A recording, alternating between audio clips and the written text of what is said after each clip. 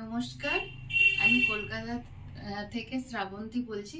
Kolkata diary আমার ফেসবুকে একটি পেজ খুলেছি এবং ইউটিউবেও আমি দে শ্রাবন্তী বলে সার্চ করলে আসছে, কলকাতা ডায়েরি বললে সার্চ করলে আসছে না। তো তা আমার কলকাতা থেকে আমি শ্রাবন্তী বলছি, আপনাদেরকে স্বাগত। চলুন তাহলে যাওয়া যাক আজকে একটা নতুন রেসিপি নিয়ে। আমরা যারা চাকরি করি, তাদের ঘর সংসারও করি, অথচ আমরা তাড়াতাড়ি রান্না করার চেষ্টা করি, কিভাবে একটা তাড়াতাড়ি রান্না করে আমাদের ফ্যামিলিকে খাওয়াতে পারি এবং ভালো হয়, সুস্বাদু হয়, স্বাস্থ্যের পক্ষে উপযোগী। তো এরকম একটা রান্না আজকে আপনাদের কাছে দেখাবো।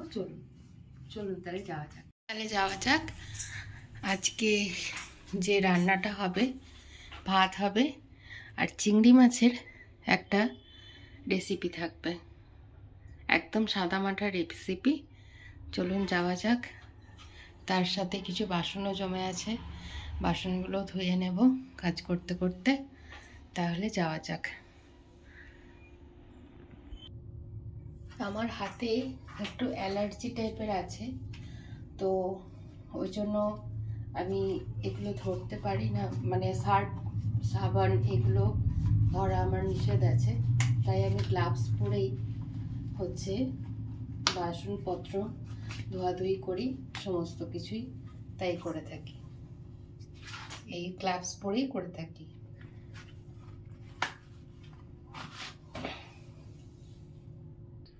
অলমোস্ট বেসিন খালি করে ফেলেছি, এদিকে যে বাসন ধুয়ে ফেলেছি। এরপরে যাই রান্নার দিকে। চালটা অনেকক্ষণ ভেজানো আছে, চালটাকে এবারে ধুয়ে নেব।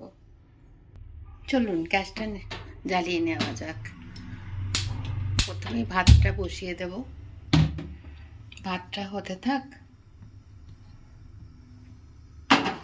ততক্ষণ আমি মাছের জন্য যেটা লাগবে, কিছুই লাগবে না, সামান্য টমেটো, কাঁচা লঙ্কা আর নুন, হলুদ আর সর্ষের তেল, এছাড়া আর কিছু লাগবে না। এই যে একটা টমেটো আর কয়েকটা কাঁচা লঙ্কা। লঙ্কাটা আপনারা যেমন ঝাল খাবেন সেই মতন। আচ্ছা, যদি বাচ্চাদেরকে খাওয়াতে চান তাহলে আপনারা লঙ্কাটা দেবেন না, লঙ্কাটা স্কিপ করে যাবেন। এটা বাচ্চাদেরকেও খাওয়াতে পারেন। কড়াইটা বসিয়ে দিলাম, এর মধ্যে একটু জল আছে, এগুলো একটু শুকিয়ে যাক। গ্যাসটা একটু বাড়িয়ে নেব। এরপর একটু সর্ষের তেল দিয়ে দেব। দেখুন পরিমাণটা একদম কিন্তু সামান্য, এই সামান্য তেলে কিন্তু পুরো রান্নাটা হবে। যে যতগুলো মাছ করবেন সেই অনুযায়ী তেলটা দেবেন, তেলটা বেশি দেবেন না কিন্তু। আজকে রান্নাটা করতে আমার কোনো খুন্তি হাতা কিছুই লাগবে না, একটা চামচের দ্বারাতেই হয়ে যাবে কিন্তু।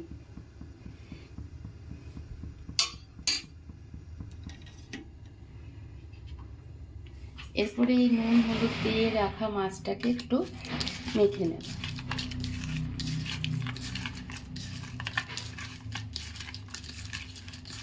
এখানে অনেকগুলি মাছ আছে, মাছগুলিকে ভালো করে মেখে নেব। দিয়ে সোজা একদম কড়াইয়ে ছ্যাং করে ছেড়ে দেব।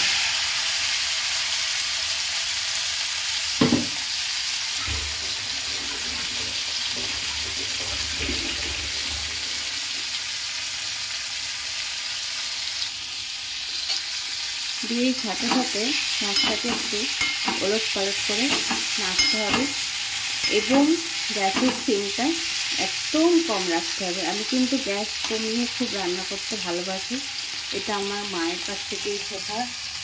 দেখুন একদম গ্যাসের ফ্লেমটা কিন্তু, গ্যাসের আগুনটা কিন্তু একদম সিমে করা আছে, একদম কমে করা আছে।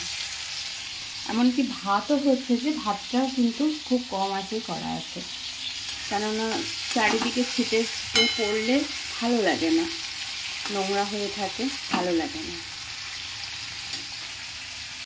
এরপর কেটে রাখা টমেটোগুলো এর মধ্যে দিয়ে দেবো। দেখুন ভাজা হয়ে গেছে, এর মধ্যে দিয়ে দেবো।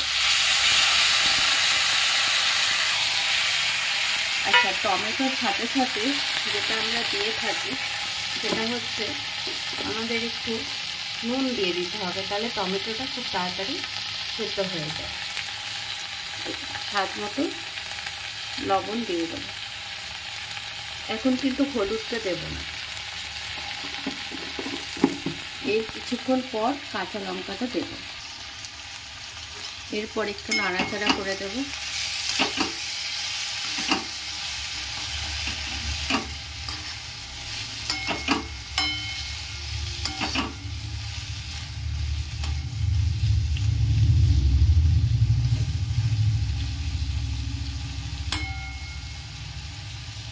একদমই গ্যাসটা কমিয়ে করতে হবে, কিন্তু গ্যাসের সিম কিন্তু বাড়ানো যাবে না।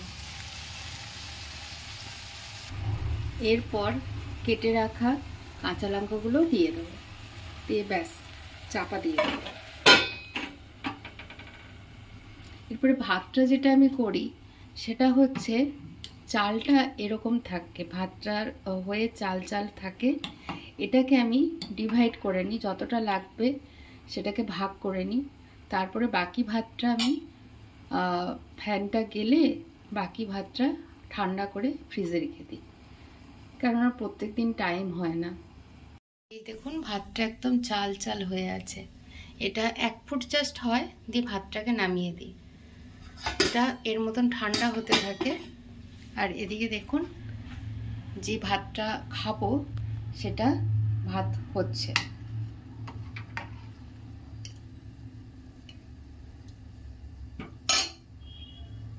চলুন দেখা যাক এদিকে কতটা একটু হবে।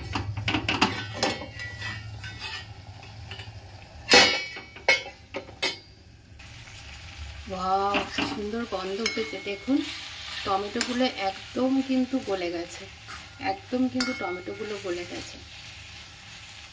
এরপরে হলুদটা দেব।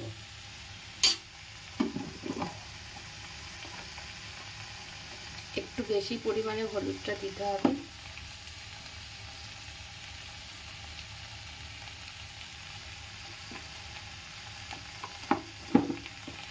আমার হাজবেন্ড যখন লাস্ট সময় খেতে পারছিল না, তখন আমার শাশুড়ি মা এই ঝোলটা ঠিক জানতো না। তো এখান থেকে যাওয়ার পরে মাকে বলেছিল যে মা তুমি ওই ওর মতন করে আমাকে হলুদ ঝোল করে দেবে। তো তো ঝাল খেতে পারতো না, ওর নুনটাও ঝাল লাগতো, তাই মা অল্প নুন দিয়ে এরকম একটু হলুদ, এটাকে হলুদ খোলা ঝোল বলে অ্যাকচুয়ালি। আমার মা এইভাবেই আমাদের ছোটোবেলায় খাইয়েছে, এখন আমাদের বাবুও খাচ্ছে। বাবু এটা পোনা মাছ দিয়ে খায়, নানা রকম মাছ দিয়েই খায়। চলুন এরপরে জলটা দিয়ে দিই। একটু বেশি পরিমাণে জল দিতে হবে। একদম মরে মরে জলটা ফুটে ফুটে যখন একদম কমে আসবে তবেই এই মাছটার স্বাদ হবে। এটা আপনাকে একটু বেশি পরিমাণে জলটা দিতে হবে, কেননা টকবক করে মাছটা যখন ফুটবে তার মধ্যে থেকে যে স্বাদটা বেরোবে সেই স্বাদটাই আসল স্বাদ। এই জন্যে মাছটাতে কিছু লাগে না, একটু বেশি পরিমাণে জলটা দেব। এই যে জলটা দিলাম দেখবেন কমে কতটুকু হয় জলটা। এবারে গ্যাসের সিমটা একটু বাড়িয়ে দেব।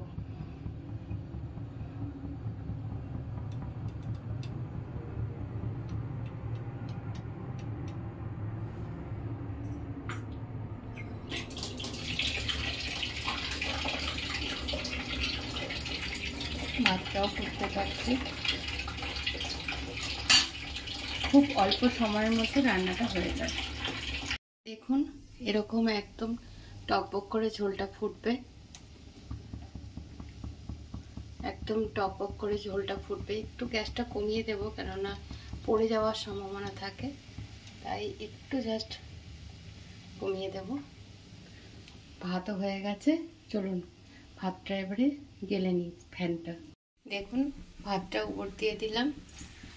মাছের ঝোল এখনও টকবক করে ফুটছে। এটা টাইম নিয়েই করতে হবে, তাহলে একটু স্বাদ হবে, প্রচণ্ড ভালো স্বাদ আসবে।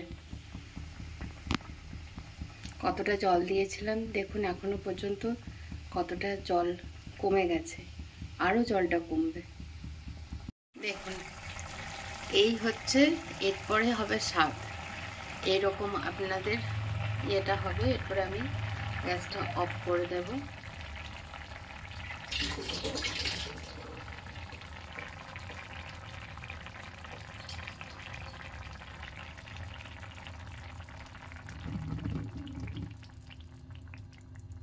দেখেছেন কালারটা? দেখুন একদম এটাই হচ্ছে।